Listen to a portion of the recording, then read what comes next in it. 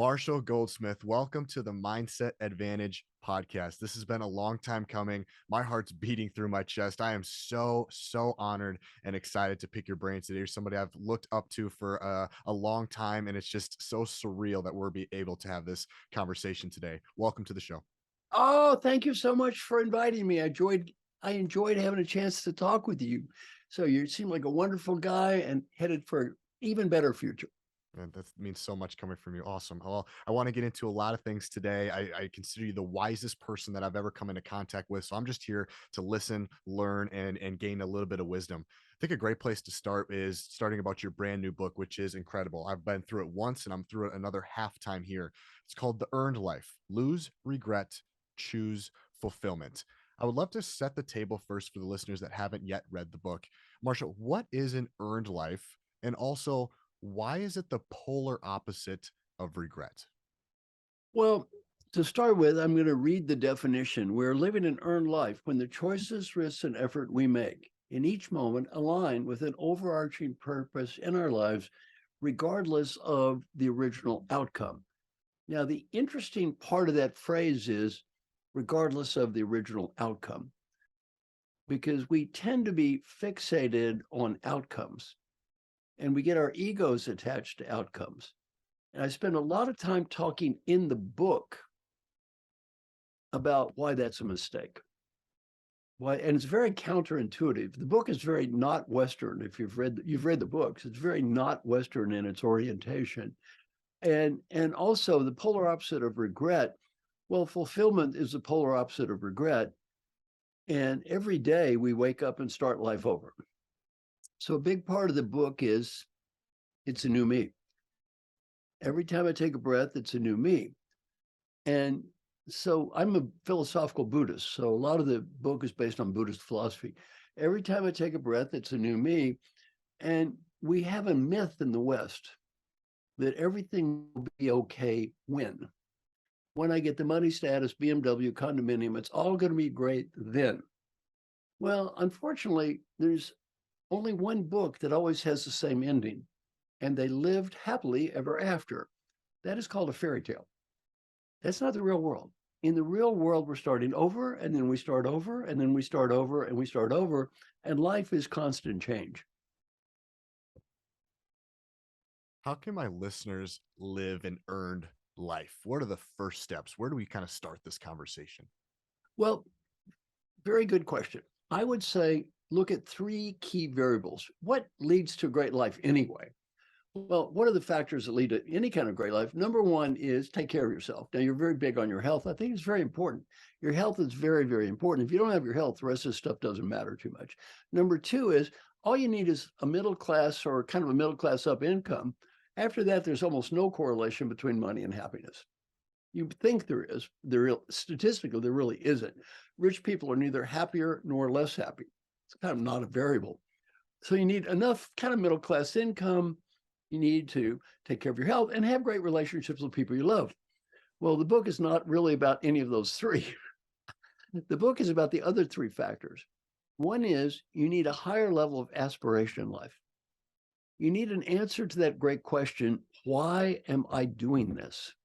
Everyone works hard. Okay, why? Why am I doing this? That's your aspiration. And your aspiration doesn't have a finish line. It's bigger than that. Second is our ambitions, and those are related to our achievements in life. And our achievements do have a finish line. They have a finite time. We want to achieve goals. And to have a great life, it's very important. These goals are connected to your higher aspiration. And then finally, our actions, our day-to-day actions, hopefully will be aligned with our achievements and our aspirations. And that's what am I doing now? So our actions, that's immediate now. Our ambition has a timeline. Our aspiration, no timeline. Our action is we want to enjoy the process of life and be engaged in the process of life. Our ambitions are we want to achieve something that's worthwhile and valuable. And then our aspirations are the answer to the question, why am I doing this in the first place? Now, your listeners, I'll make a prediction, and my clients are probably have one common characteristic. My coaching clients are CEOs or could be CEOs of fantastic organizations, and It's a whole laundry list. And if you read the book, I'm very proud of those endorsements in the book.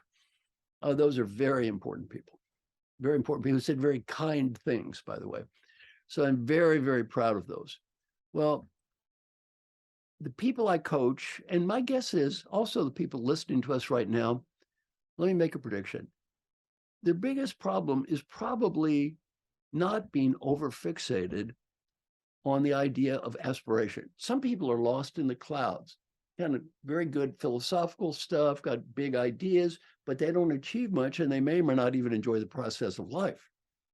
Many human service leaders fall into this trap. They love humanity. They just hate human beings. So, and they're not phonies. They actually do love humanity and they actually can't stand real people. That is shockingly common. So one potential problem is being lost in aspiration. I doubt the listeners have the problem. The second, most people do have, probably not your listeners, is the action phase. Your day-to-day activities. Our ancestors were poor people. They didn't have any money. They were poor. They lived day-to-day lives. They just did what was in front of them. Most people today do that. They play the video game. They watch the TV. They live day-to-day lives. They go to work. They do what they're told. Next day, they do it again. They're kind of just stuck in that immediate phase. The people listening to us right now, my guess is, have neither one of those problems. The problem they would have is being addicted to achievement and over-focused on results and defining their value as people based on what they achieve. This is a big mistake, and I'm going to explain why for two reasons. Reason number one is you do not have total control over what you achieve. Neither you nor I invented COVID. Number two is what happens after you achieve these results? How much long-term happiness and satisfaction in life does this bring? To give an example, one of the kind people who endorsed my book is a client of mine, Albert Berla. Albert, CEO of Pfizer. So I called Albert, a year or so ago. Albert, how's it going? Oh, great. Yeah. I said, Albert, thank you. That vaccine thing, very good. He said, very proud of that. Saved 1 billion lives. So good job. Employee engagement through the roof. Company stock, all-time high. Pride in the company, all-time high. He didn't say this. He was also CEO of the year. Yay. So I said, Albert, what's your problem? He said, I have a huge problem. Next year. Next year. You see, if his value as a human being is based on he has to achieve more than last year, he can cash it in. He will never achieve more than last year. And by the way, you think the people who bought that Pfizer stock at this price care what he did last year? Nope. They do not care at all. Next year. Michael Phelps, you're an athlete, 25 gold medals. What do you think about doing after number 25? Kill himself. Why? His value as a human was based on achievement, results. Never put your value as a human being based on that. It's a game you cannot ever win. The Buddhist term for this is the hungry ghost. You're always eating, you're never full. You're always eating and you're never full. One of the great people in our group, and the book was inspired by what happened over COVID. Over COVID, I had the privilege with my friend Mark Thompson of spending 600 hours with 60 amazing people. And every week they talked about their lives. Week after week after week after week. And the people's names, it's not a secret, they're all in the book. Pau Gasol, the famous basketball player, was one of the group. Curtis Martin, National Football League Hall of Fame, was in the group. Telly Leung, who played Aladdin on Broadway. Michelle Seitz, CEO of Russell Investments. We had the head of the Olympic Committee, the Rockefeller Foundation, the World Bank, on and on and on. Amazing people. Every week they talked about their lives. And one of the guys in the group is named Safi Bakal. Safi is a brilliant guy, a scientist. He talks like a scientist. And he said, I finally realized something from Curtis Martin, the football guy. Now, Curtis has achieved a lot and he's happy.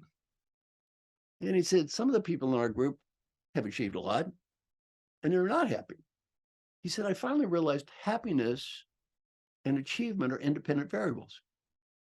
Be happy to be happy and achieve to achieve. Never believe achievement's going to make you happy. They're independent. Both are important. They're independent variables. I said, Safi, I'm glad you realized this. Why? Number one, you already have a PhD from Stanford. Number two, you've written a New York Times book called Loonshots that is a bestseller. Number three, you started successfully 4 businesses and made $1 zillion. And number 4, you consulted to presidents. Yeah, really, if that's not enough achievement to make you happy, do you really think a little bit more is going to matter? You're right. It never ends. If he's got to achieve more, how much he got to achieve here? At a certain level, it becomes insane, right? How much more do you have to achieve? And he said, you're right. Now, one final point before we go back into questions is, in addiction to achievement, be careful for one thing. You're an athlete, so you're very familiar with the concept of delayed gratification. Now, that's why you're a good athlete. One thing you have to be careful for is that. Careful of delayed gratification. Here's why. Fascinating research that's done, and this is my favorite part of the book, it's called Eat the Marshmallow. Fascinating research done at Stanford where they take kids and give a kid a marshmallow. Say, kid, if you eat 1, you get 1. But if you wait, 2 for you. Now, allegedly, they did longitudinal research, and the kids that waited got 2, ended up being, famous people and wonderful. And the kids that ate 1 are all drug addicts. So, it's kind of a little exaggerated, but not much. But the message is pretty clear. Delayed gratification is good. Delayed gratification is good. Work out more. Go on the diet. Good, good, good. Almost every self-help book, delayed gratification is good. Here's how you can get better at delayed gratification. One problem with the little study. They didn't take the kid that had 2 marshmallows and say, kid, wait a minute. Wait. 3. Wait some more. 4, 5, 10, 100, 1,000.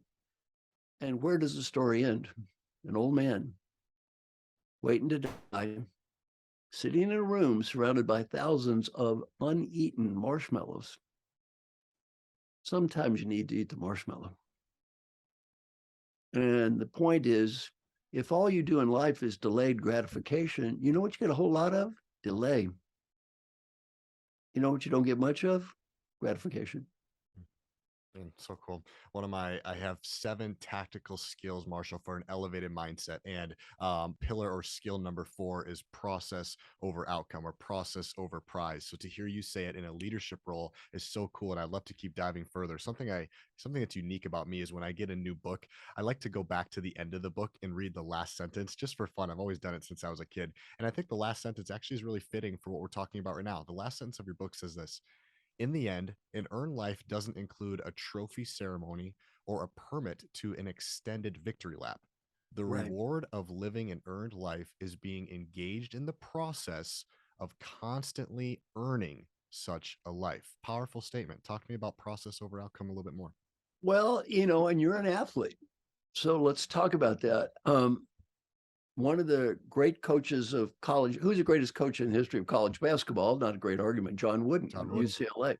11 national, I think 10, 11 national championships, right? He never focused on winning.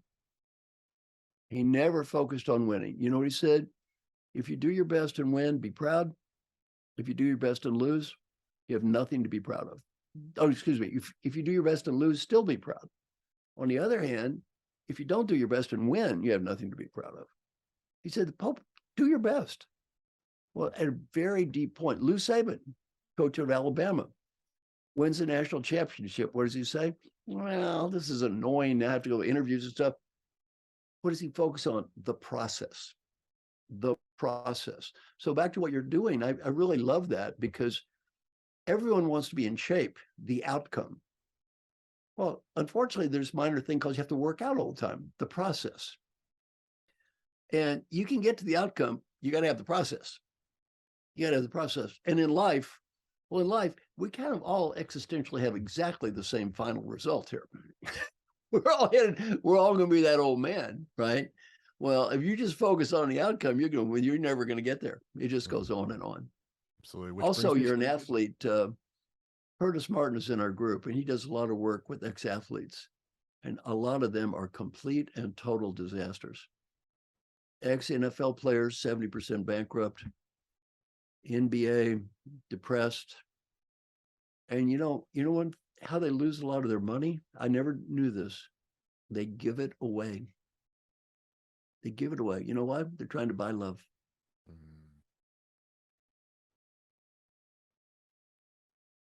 The interesting. Beatles have a saying for that one. Can't buy me love. Well, there's a lot of truth to that. A lot of truth. If your value is that money, you got a problem.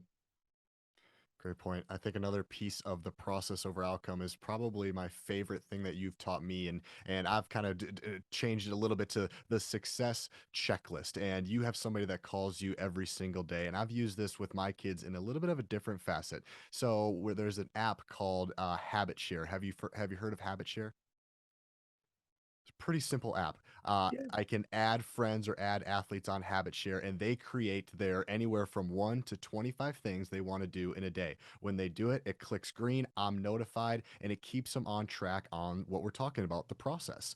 And there's some internal award there of getting a streak. Every time you add another one, it's plus 59, et cetera, et cetera. I have a female right now. One of her habits is making her bed every day, just starting a day with a win. And for a high school kid, you might scoff at that and say, what's the big deal? She's taken complete ownership of this, Marshall. And for 59 days in a row, she's made her bed. Right now, she's on vacation with her family in Mexico, still making her bed. So there's a lot of just really cool stuff that comes along with the success checklist. And you do it as well. And you're the first one I've seen to do it. Talk to me about the success checklist because I think it really goes inside the process of the outcome. Well, I'm now going to describe something that is very parallel to what you're doing. So I think what you're doing is great. And even before I describe it, let me talk about why people should do it and that they don't. Please do. Okay. Now, a great example of this is when you go in for a surgery in a hospital, the nurse has a checklist and they go through this with the surgeon. And if the nurse goes through the checklist with the surgeon, the odds on unneeded infection plummet and the death rate's cut by 2/3. By the way, this is not a theory. This is a well-documented statistical fact. The huge majority of hospitals around the world do not let the nurse ask the question from the checklist. Why? Ego. Ego. The doctor is too proud to say they need the checklist. Too much ego. According to Dr. Atul Gawande, he wrote a book about this called The Checklist Manifesto. He said more people in the United States alone have died because of the egos of surgeons who won't use a checklist than died in the Vietnam War, the Afghan War, and the Iraqi War combined. That's a negative example. Now, for the positive example, for 9 years, I trained animals in the U.S. Navy. Now, I don't charge them any money because their billing bureaucracy is such a pain in the butt. So I don't charge them money. I do it for free, but they give me little treats, right? So a couple of years ago, my treat was day in a nuclear submarine. Me and 8 other old men got to spend a whole day in a nuclear submarine, diving under the waters, pretending torpedo things. Oh, so much fun. A couple of years later, I got a better treat. Where'd I get to go? Highway to the danger zone. Have you seen a movie called Top Gun? Yeah, Absolutely. I got to fly 95 minutes on a U.S. Navy Top Gun fighter jet. 6 Gs, oxygen, flying upside down. It was horrifying. Pilot says, let's go up. 6 Gs. I'm going, up is bad. Up is incredibly bad. Bad. Up bad. Then they stall the plane out. I realized there's actually something much worse than up. Down. 500 miles an hour straight down. Well, when we landed, and I'm very proud to say I didn't throw up. I did not throw up. When we landed, I asked my pilot, Admiral Mark Guanini, head of naval aviation training. I said, Admiral Mark, the doctor and I like this checklist thing because their ego's too big.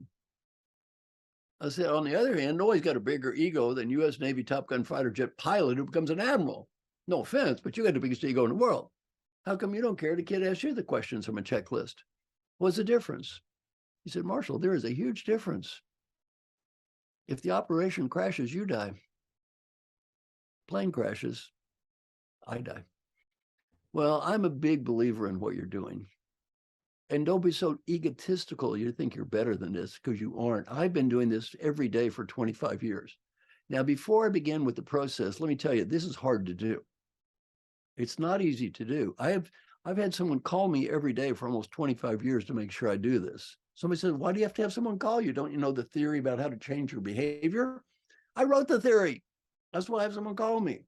Why? My name is Marshall Goldsmith. I got ranked #1 leadership thinker and coach in the whole world. I have to have someone call me every day to help me. Why?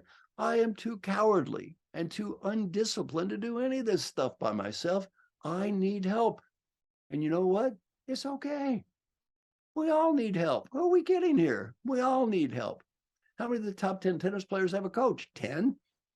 Well, they're not the losers. They're smart. Well, back to the questions. Now, I'm going to share this process with your listeners. It takes maybe 3 minutes a day. Will help you get better in almost anything.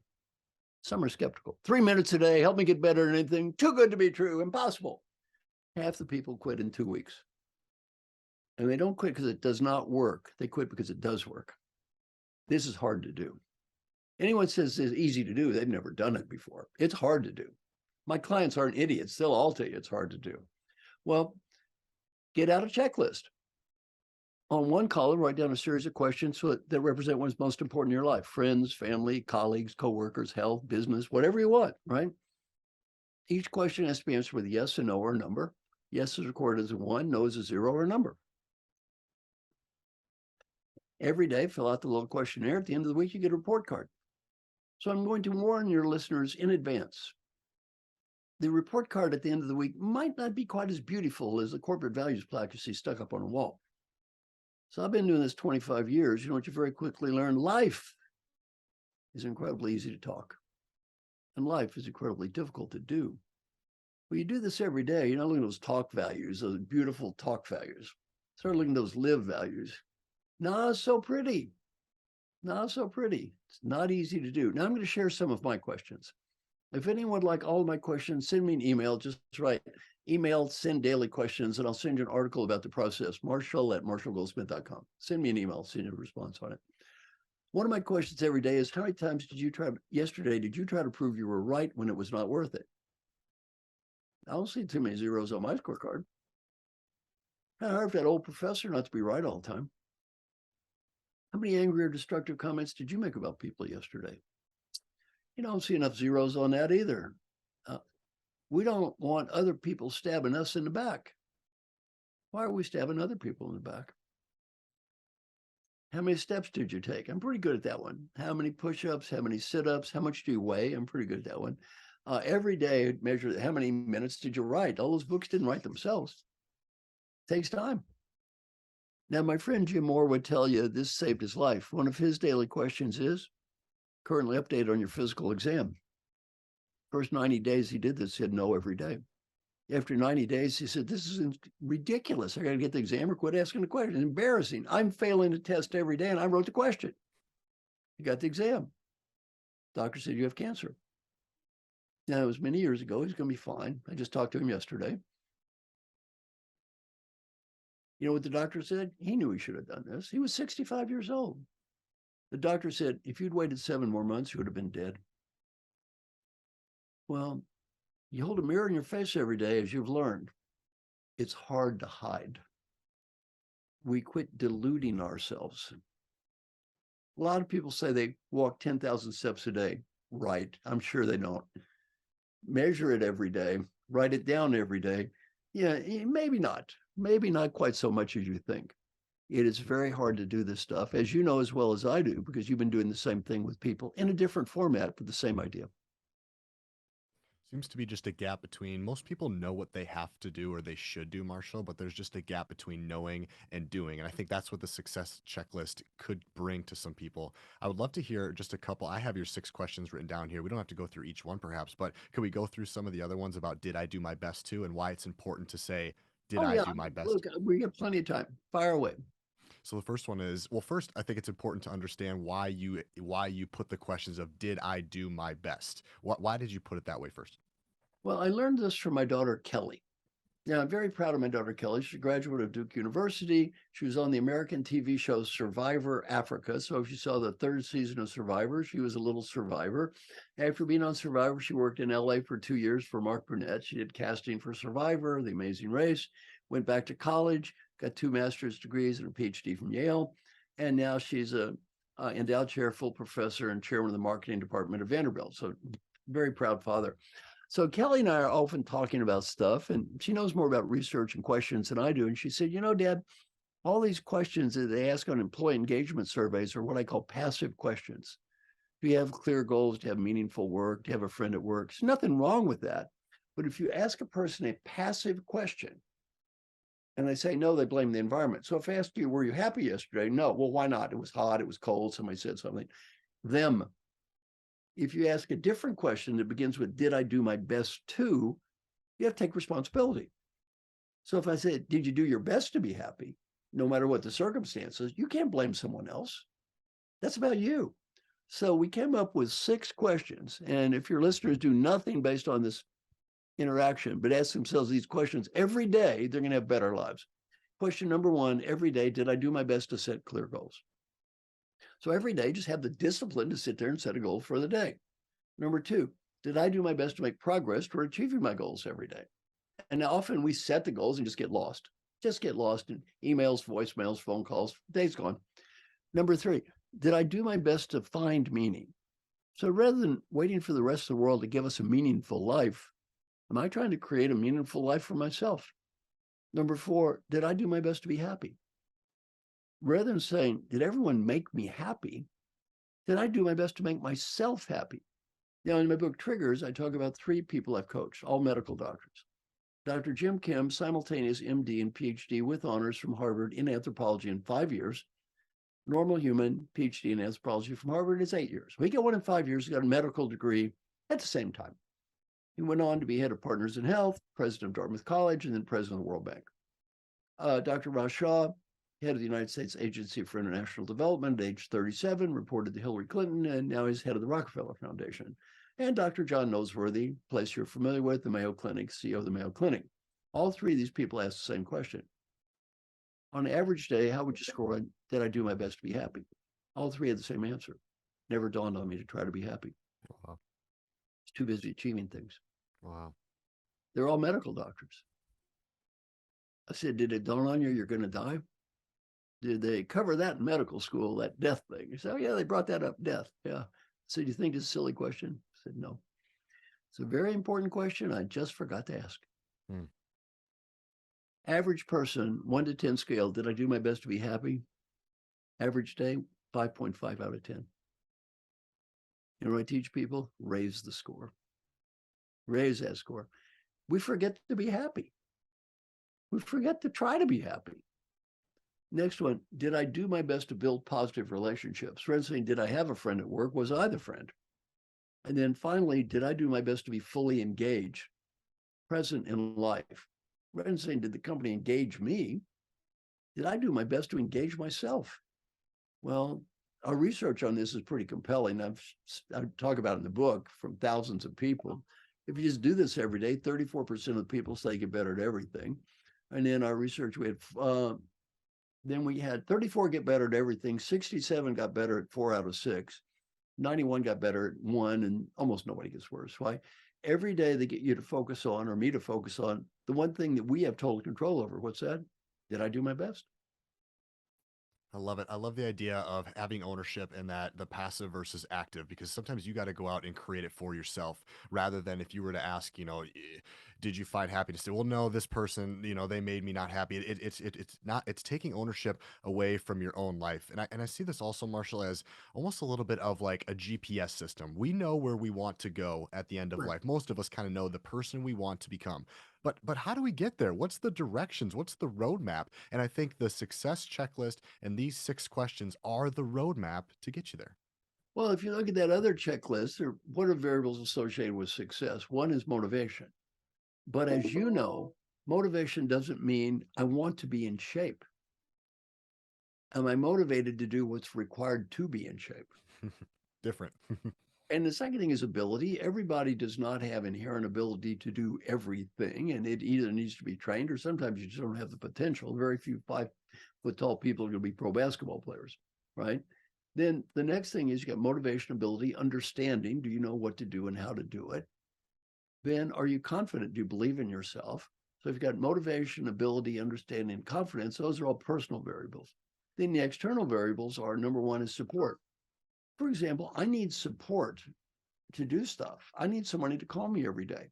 Well, we all need help. We all need support. What help and support do you need? And then finally, an important question is there a market for this? Because what happens is, I mean, I live in Nashville. What percent of the waitresses in Nashville are going to be country music stars? Very high percentage in their minds. Tiny percentage are going to get there. Why? It's a tough market. And it doesn't matter how talented you are. It is a tough market. Hey, my daughter, after she graduated from Duke, went to LA. She was on Survivor, Letterman Show, cover of TV Guide, all that stuff. So she's going to be a movie star. She went to Hollywood for 2 years. Boom, she got her butt handed to her. You know, good lesson. She learned some humility. And she said, I have so much respect for those people. It is hard. Now, she has a PhD from Yale. He said, you get a PhD from Yale on Friday night, you go to party, go to party. You go to a party on Hollywood on Friday night, you work. Who's in the room? Connections, relationships. It's all work. So there has to be a market, because if there's not a market for what you do, well, highly unlikely you're going to be a success. Now, one of the a lot of stupid phrases people have. One stupid phrase is if you follow your bliss, the money will come. Every waitress in Hollywood follows their bliss, right? And for most of them, no money is going to come. There is no money that's going to come. All the waitresses in Nashville, they're following their bliss. There's no money. Why? You got to have a market there. You can have all the bliss you want to. Somebody's got to write a check. And if there's nobody to write a check, it's not going to happen. I think this dovetails really nicely into your 4 blocks of building discipline. So we're talking about creating habits and creating that earned life. And you have 4 blocks: compliance, accountability, follow-up, and measurement. I think discipline is a really attractive word, especially for my audience being in the physical fitness space. We're all striving to be more disciplined, Marshall. But there's 4 blocks. Can we go through those? Well, let's go through one at a time. Yeah, so the first one's compliance. Compliance. Simple example. 30% of the people who have life-threatening illnesses do not take the medication as prescribed. Right? Well, if you don't have compliance, right, it doesn't matter what the prescription is. You can tell people this will help you. They actually have to do it. Okay, that's number one. What's the next one? Accountability. Accountability really helps. Now, I have someone call me every day. You have an accountability thing you're doing with your clients. I love accountability, because if we don't have accountability, we're only deluding ourselves, which is phenomenally easy to do. Phenomenally easy. What's number 3? Follow-up. Follow-up. Now, I've done another research study, which send me an email, I'll send it to you, marshall@marshallgoldsmith.com, called Leadership as a Contact Sport. It's about people I coach. They all get feedback. They go to the same course. And I tell them, talk to people, follow up, involve your coworkers, and we're measuring, you get better. The ones that do it, shockingly, get better. Surprisingly, you'll understand this from a physical fitness point of view. The ones that don't do it, guess what? They don't get better. You can teach them how to work out, but guess what? They got to work out. Arnold Schwarzenegger said, nobody got muscles by watching me lift weights. Well, you actually got to keep doing all this work over and over and over again to get better. And what's the final one? Measurement, which is what the success checklist is, right? And measurement, that's all about every day. I measure things every day. How many steps did I take? How much do I weigh? Every day. Compliance, accountability, follow-up, and measurement to get more discipline. Cool. One of my other favorite things recently that I watched from you was your documentary on Amazon. Such a cool way to get to know you, and it was so greatly filmed. And one of the overlying themes, Marshall, was 4 qualities of successful leaders. I like to talk about leadership a little bit. So the 4 qualities there were courage, humility, discipline, and adaptability. Maybe we could go through each of those and talk a little bit about what that means to you from a leadership level. And if you want to get the documentary, it only costs, I think, $6 or $8. Yeah. Just go to Amazon and just put The Earned Life. because the documentary is called The Earned Life. Now let's go through each one of those. What's the first one? Yeah, first one's courage. Courage. It takes a lot of courage to do this stuff. It takes courage to look in the mirror. It takes courage to face yourself every day.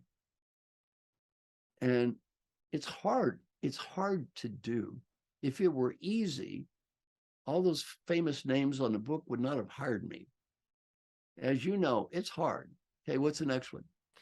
On top of that courage, one of your quotes that you say that I love is the achiever needs to win all the time. The leader, you need to learn to be the smartest smartest person in the room. Talk to me about, because I think there's some courage Well, embedded in yeah, that. for the great achiever, it's all about me.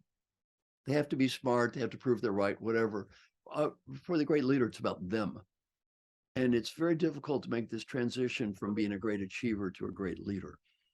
And it takes some humility. That's the second variable of being able to say, it's not all about me. I don't have to be right. One of the great leaders I frequently quote is named Alan Mulally. Alan had the privilege of coaching him, was the CEO of Boeing Commercial Aircraft, goes to Ford. The stock is at $1.01, goes to $18.40. CEO of the Year in the United States, 97% approval rating from every employee in a union company. Unheard of for a CEO, by the way. Unbelievable. The guy's a great leader and a great person. So Alan has a great thing he does. Somebody asks him a question at Ford. You know what he says? What's your suggestion, Alan? His comment is there anyone in the Ford Motor Company or someone who could answer that question better than me? If the answer is yes, why am I speaking? Well, the reality is he's smart. That's kind of being humble, but it's also being smart. If he talks, guess what they'll do? Sir, yes, sir. They'll run around and do this stuff, right? Well, I mean, one of the things one of my good coaching clients, JP Garnier with CEO Glaxo, taught me, he said, my suggestions become orders. When you're a CEO, your suggestions become orders. I trained the admirals in the Navy for 9 years. What I teach them, the first thing you get that star, admirals don't make suggestions, they give orders. Admiral says, how about this? You know what the response is? Aye, it's done. That's it. That's it. It's an order. So it takes humility to admit you can improve. For the doctor, it takes humility to admit, hey, sometimes I forget to wash my hands. I forget to wash my hands sometimes. It's okay. You're human. You need a reminder. You need some humility. The other thing I've learned as a coach, I really can't help perfect people get better. Somebody's perfect, but nothing I can do to help them.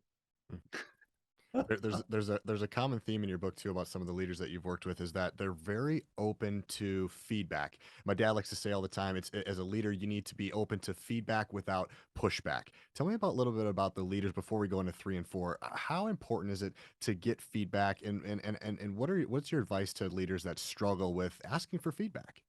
Well, the first thing is, this can be counterintuitive. All the feedback I give to leaders is confidential feedback. So I think it's very important for a leader to get confidential feedback. Look at the history of the human species. How about criticizing upper management? How's that worked out for our ancestors? Yeah, there was one word to describe our ancestors that did that over the centuries. You know what that word is? Dead. It really didn't work out well for them at all. No, criticizing the king, how'd that work out for you? Ink. No, it's such a good plan. So we have learned not to criticize upper management. That's why for leaders, I love confidential feedback. Then I don't recommend they ask everybody for feedback.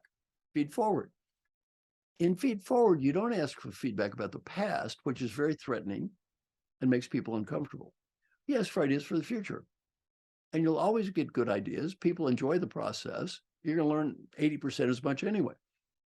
For example, you want to be a better listener. Rather than saying, give me feedback, when did I screw up?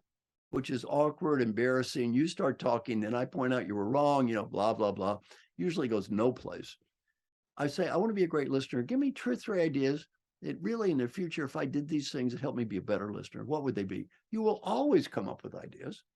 I'm going to learn as much or more, and you don't feel awkward or embarrassed or uncomfortable. So I love the concept of feed forward. I've done this, by the way, with one person. I've done it with 50,000 people in a football stadium in St. Petersburg, Russia. 50,000 I did this, and they loved it. Well, you saw the video. You saw those people running around talking. Yeah, there were 50,000 people there. They loved it. Wow. So cool. The next one we talked about a little bit, but maybe it looks different for a leader. But the third quality is discipline. And discipline, as we've discussed that, you actually have to have the hard work, the discipline, and recognize this is a day-to-day effort. And what we don't think about, though, is something like happiness. Happiness is a discipline like anything else. You need to have the discipline to focus. Now, my friend, two of the greatest leaders I've ever coached, Alma, I mentioned Frances Hesselbein, who just died at 107, an amazing woman who Peter Drucker said the greatest leader I met. I've never seen them beat down, ever. Now, they're both human beings. They have personal problems, health problems, like any other human. You know what? Not when they go to work. It's showtime. I've never seen Frances complain. I never saw her complain in the 45 years I knew her. Never.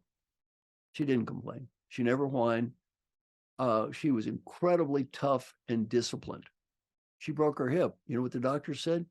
Oh, well, you're 85 years old. You know, you're not going to die. Really good. A lot of people die. You're not going to die, but you're going to have a limp the rest of your life. You know what she said? No, I'm not. The doctor said, well, yeah, I know you don't want to, but it's okay. She goes, no, no, no limp for me. How'd she do that? She walked through excruciating pain day after day after day after day. She's a wonderful human being, but incredibly tough. Well, you need discipline. My friend Alan and Francis, every day I am up, I am positive, I'm in this role, I'm going to be a great role model. When Alan was at Ford, they faced phenomenal challenges. One day, one of his employees comes in and he's squeezing one of those stress ball things. She goes, thank God, you know, you never act like you're under stress at all. I'm so happy to see you're just like the rest of us. He said, well, what do you mean? Well, she said, you're squeezing that ball. Oh, he said, yeah, I hurt my wrist playing tennis. And the doctor told me I'm supposed to squeeze the ball. By the way, how many times did I hear Francis get angry? Zero. Yell at people? Zero. Be unprofessional? Zero. Be happy every day. Give you the extreme example. It's hard for me to talk about without crying. I just saw her recently before she died. And I'm thinking, well, you know, she's dying. She's probably in a coma. Won't even know I'm there, but I'll pay my regrets or, you know, just pay my regards. So the woman who was taking care of her, Sarah MacArthur, said, Francis Marshall's here. Her eyes open. She spent 20 minutes talking to me. She smiled the entire time. Wow. She said things like, you know, I really feel great. She can't eat. She can't move. She can't walk. And she's dying. I feel great. How much time was she spending worried about her? Zero. It wasn't about her. It was about me. Well, that's discipline. Yeah. How about whining? Not really. Wow. It's incredible. Number four, last one of four qualities of successful leaders, adaptability. I'm really learning to love this word, adaptability. Why is it so important? Well, you need to be flexible and adaptable, and you need to be willing to change and realize. I think someone wrote a brilliant book called "What Got You Here Won't Get You There." I forget. I think I know that guy. Yeah, that guy, brilliant book.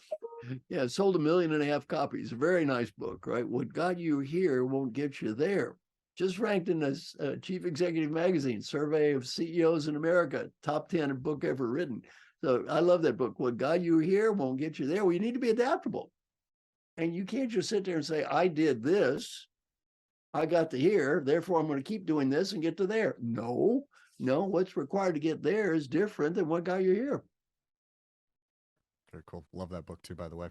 Another piece that I thought was really enlightening was empathy and credibility. I'm a big fan. I don't know if you've heard of Chris Voss before, former FBI hostage negotiator, wrote the book about tactical empathy and how empathy is such an important skill. And you really taught me how empathy can go two different ways. I hadn't even thought about this before. So if we could, I'd love to kind of go through, again, we're kind of doing these lists. It's kind of been fun here. If you want to go through each four, I would love to. The Yeah. first one is, yeah, the empathy of understanding. So why you feel the way you do. Why is that good and why is it also bad? Well, okay. if you look at empathy, don't feel bad because you didn't see it as anything but positive. I didn't see it as anything but positive until I was 70 years old. Okay. I finally started studying this and realized empathy does have an incredibly positive side, and empathy can have a very negative and dark side. So let's talk about the 4 types of empathy in each one. First is called the empathy of understanding. Now, that means I really can know where you're coming from. That's more of an understanding empathy, cognitive empathy. Well, I'm very good at that. I mean, I can see things in people they can't see in themselves. So I'm very well trained in that. I have years of experience in that. That can be very useful as a coach, as someone who's training people, helping people. On the other hand, propagandists are excellent at the empathy of understanding. They know what motivates people. Advertisers. My friend is Martin Lindstrom, world's expert on branding. He says 85% of what we buy, we have no idea why we're buying it. We've been manipulated by somebody who understands us better than we understand ourselves. So empathy can be an incredibly positive thing. It can also be negative. Also, there's an interesting book about why women marry sociopaths. And basically, the book says because they have a lot of empathy and they understand why they are what they are, therefore they give them a pass. So again, empathy could be good, understanding could be bad. What's the next one? Next one is the empathy of feeling. Well, that sounds good. I feel your joy. I feel your pain. Sounds like a very positive thing. And it can be because it gives also a better sense of what's real for you. On the other hand, it can be very negative. I work for St. Jude's Hospital as a volunteer, a beautiful place. First thing I had to learn is don't cry in front of the kids. That is the worst thing you can do when you go to that hospital is cry in front of the kids. You make them feel like monsters. Well, sitting there and broadcasting, I feel your pain, can do more harm than good. And also, the other thing is burnout. A lot of healthcare people just burn out. They can't let it go. Dr. Patrick Frias is head of the Rady Children's Hospital in San Diego. He said the first 2 months he was an intern, he went home and cried every night. He's around dying kids every day. He said after 2 months, he said, I either don't do this job or let go. You got to let go of that stuff. He's got a family, he's got a wife, he's got kids. He can't bring that home. He's got to learn to let go of that empathy of feeling. I feel your pain. Well, you feel your pain enough, guess what? All you feel is pain. Okay, what's the next one? Next one is empathy of caring. You talk about a hedge fund guy. I love this. The empathy of caring. Now that seems impossible to argue with. Impossible. Isn't caring good? Well, sometimes not. Well, obviously, if you care more, you're motivated, you want to help people, that's a good thing. And the story I love in the book, as you mentioned, is the hedge fund guy. The last group in the world you think would have problems with excessive caring is a guy that runs a hedge fund. Stereotypically, they care less other than making money, right? Well, I'm watching a guy's worth $1 billion hedge fund guy interview a $3 billion guy. And the $1 billion guy says, well, why don't you have your own fund anymore? The old guy, the $3 billion guy says, well, what happened is I'm not as good as I was. He said, what do you mean you're not as good? You have more knowledge, experience, you're very smart. He said, I started caring. He said, when I was young, I made billions of dollars, obviously. I also lost billions of dollars. I made 52, I lost 48. That's why I'm rich. And I didn't care. As I grew older, I thought, this is someone's health care, retirement funds, this is important. He said, I became more and more conservative and less effective. I cared too much. Now I only invest my own money, which he's worth $3 billion. Hey, makes $1 billion. Hey, he's worth 4. Lose $1 billion. He's still worth 2. It's not a big deal. Now, I'm sure as a personal trainer, you work with people's fitness, you have to see this. You start caring too much about them, you forget your mission. Oh, I'm tired. Oh, I don't want to work out today. You say, oh, well, I understand. Pat, pat, pat. You forget your mission. And then finally, what's the last one? Yeah, empathy of doing. Yeah, and that sounds good. I not only know where you're coming from and feel your joy or pain, and I care about you, I'm going to do something about it. Can be very good, can be very bad. One of the nicest women I ever met said, I'm a fixer. All I do is solve other people's problems. And if you're not careful, what do you create? Dependency People become like children. Why? You're taking action when you shouldn't. So I like that all four of those examples sound good on the surface. You dig beneath it, they can do more harm than good. Looking more into this book, Marshall, one of my favorite parts about it is at the end of each chapter, there's applicable items to do, exercises to do. There's probably, I don't know, 10 or 12 in here that people can go do. I would love to hear from your point of view, what are two of your favorite exercises that you've put in the book that people can do that maybe you could explain right now for people Well, that let's don't do have the one book right yet? now. Okay, Yeah. ready? Yep. Okay, first thing is take a deep breath. And just think every time I take a breath, it's a new me, new me. Everything that was done before this second of time was done by an infinite set of people, the previous yous. So think about all those previous yous, how hard they worked, all the good things they did, and how much they tried. If any group of people did that many nice things, what should you say to those people? Thank you. So do an exercise. Pick something that some of those previous yous did in the past that would really help in the you today.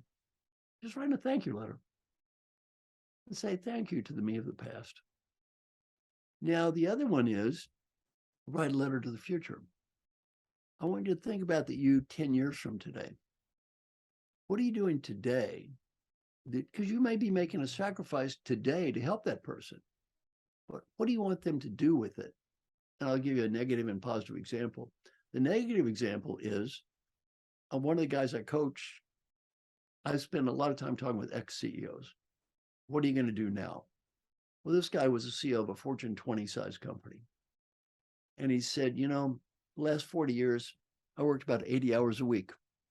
I had one goal. I worked so hard so my children would never have to do this. Then he said it was the worst thing I could have ever done for myself, for my family, and for my children. They're spoiled. They're not grateful. They're bums. They're rich, but they're bums. They're achieving nothing. Well, what he did is he gave them a gift. He should have made an investment. What he should have said is, I have this money. And you know what? I am more than willing to invest it in you if, one, you're grateful, you appreciate it, and two, you do something meaningful with it. Because I don't want to give you money and turn you into some kind of trust fund bum.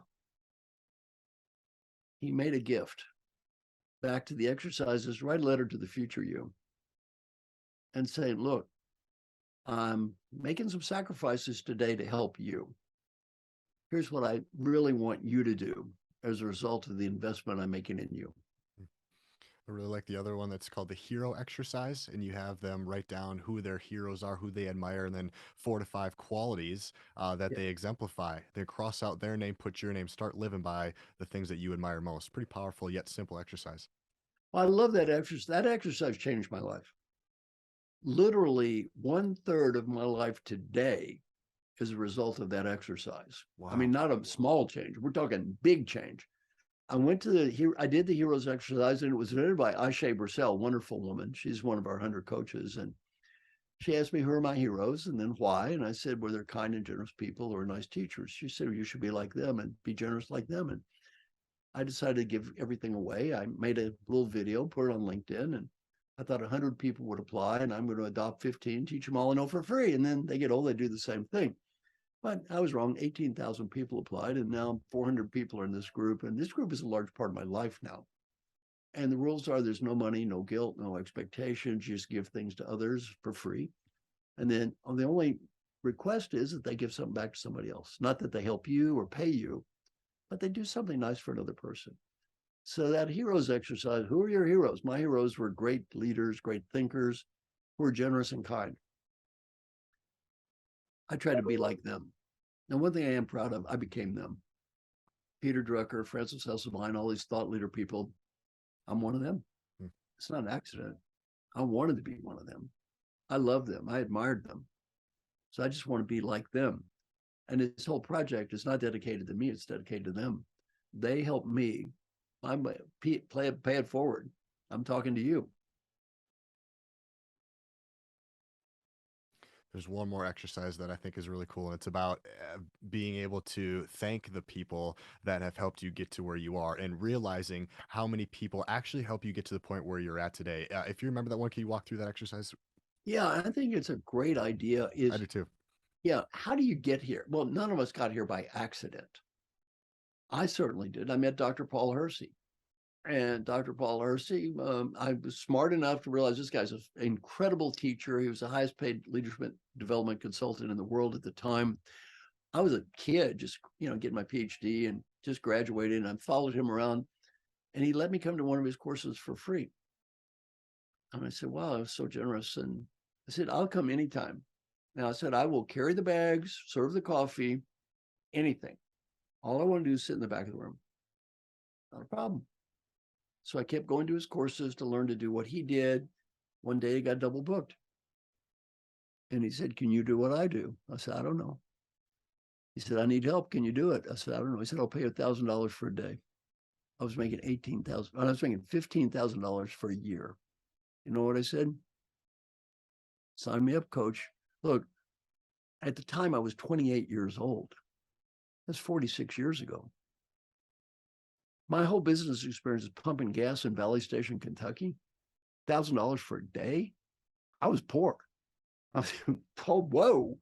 I fly to New York, did a program for the Metropolitan Life Insurance Company, and they were very angry when I showed up because I wasn't him. Yet I got ranked first place of all the speakers. They called him back and said, "Send Marshall again." That's how I got into business. Look, I delivered the goods. He opened the door.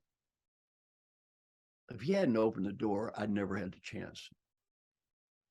You got to have somebody open the door. And one of the great qualities of the mentors that I've had who've helped me, the people I thank, is they always said the same thing to me: "You can be more. You can be more. You can be more." And I largely became more. And I wasn't doing poorly when they told me that. It's not like I had a problem. I was happy being a college professor, making $15,000 a year. It seemed a fortune to me at the time. On the other hand, he said, "You can be more." Peter Drucker, "You can be more." A lot of examples in the book where people said to me, "You can be more." Well, that changed my life. So it's very good to go back and thank those people. So good exercise right now is everybody listening, think of somebody who gave you that message. You can be more. Somebody that helped you. Just write them a personal note or email. Just say thank you. Just say thank you because they deserve it. And by the way, how's it going to make them feel? Back to that heroes thing. Think of somebody who's alive, who's a hero to you. Write them a letter and say, "You're a hero to me. Thank you for being my hero. I could have picked anybody in the world to do this, but I picked you." How would that make you feel? Wonderful. Just wonderful. Doesn't cost you anything. And they deserve it. Lovely. Marsha, I'd love to close down by having you tell my listeners about the 94-year-old self. Yeah. And to me, I'm now going to give people the best advice they're ever going to get. Take a deep breath. Imagine you're 94 years old and you're just getting ready to die. You're on a deathbed. Here comes your last breath. Before you take that last breath, you're given a beautiful gift: the ability to go back in time and talk to the person that's listening to me right now. The ability to help this person be a better leader, a better professional, much more important, to have a better life. What advice would that wise old person who knows what mattered in life and what didn't, and what's important, what wasn't important, have for you that's listening to me right now? And whatever you're thinking now, do that. In terms of performance appraisal, that is the only one that will ever matter. That old person says you did the right thing, you did the right thing, you don't have any regret. That old person says you made a mistake, you made a mistake.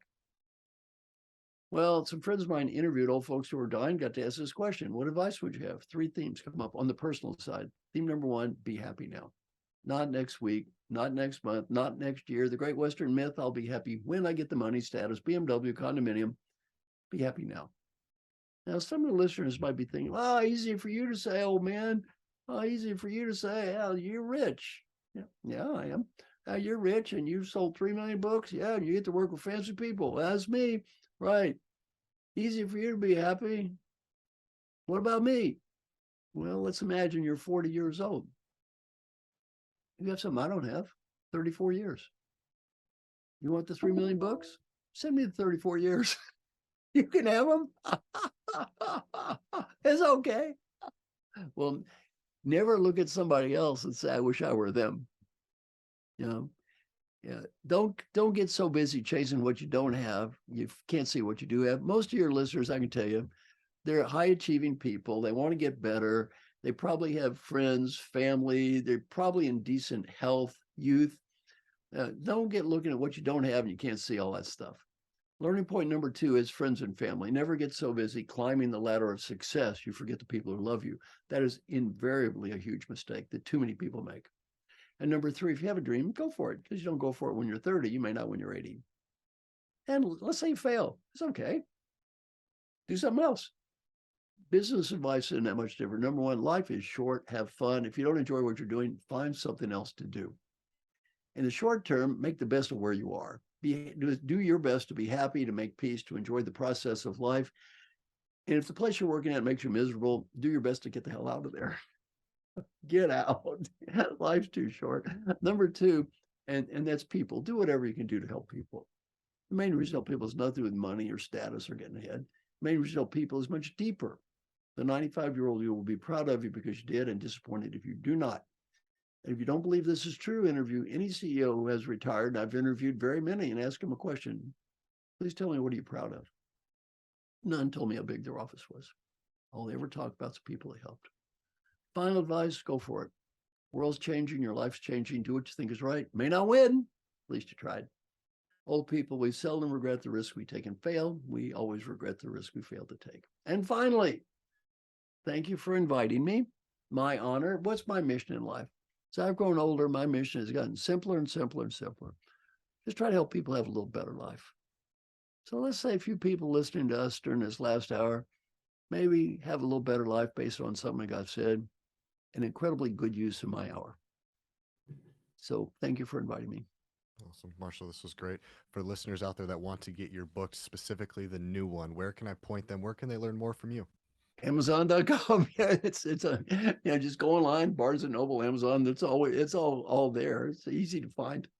Perfect. And Thank you for also, you want to see the movie, the documentary, just go to Amazon.com, around Earned Life Movie. So my books are online and the movie's online, very easy. And then if you go to my website, I give away all my videos, or YouTube. Yeah, it's not hard to find my videos, right? How many were you able to find? A bunch, a couple hundred, 300. Absolutely. Hundreds of videos out there, and it's all free. So I give everything away. You copy, share, download, duplicate, use it any way you want. And by the way, if you like part but not another part, it's okay. Change it. I don't care. Change it. Put your name on it. I don't care. Do whatever you want to. Marshall, thank you so much.